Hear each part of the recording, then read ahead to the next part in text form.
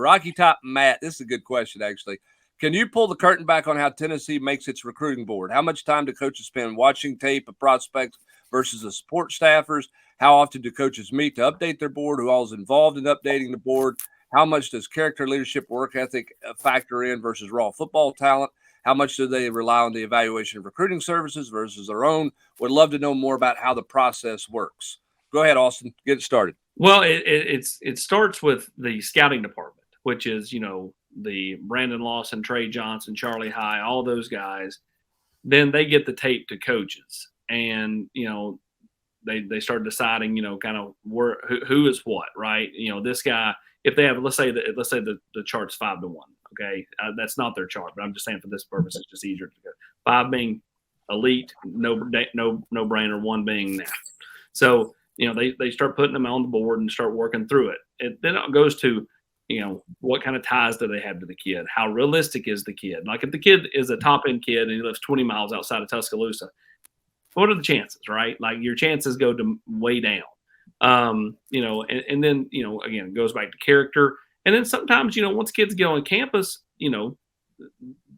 schools find out, and not just Tennessee, but all of them find out there's medical problems. And so like a kid that, a fan thinks is a no-fire brainer, oh yeah, we're definitely taking that guy, all of a sudden has a little bit of a medical issue or an off the field issue where he's not doing well in the classroom or not doing well, just off the field, and it changes. And so those things never really get out. So sometimes fans will be like, man, I can't believe that, we had a real shot to him. We failed. We didn't get that guy. And there's always sometimes a backstory to why sometimes a kid doesn't end up here or there. Could be, a kid not ending up at Georgia because they found out something, or Tennessee because they found out something.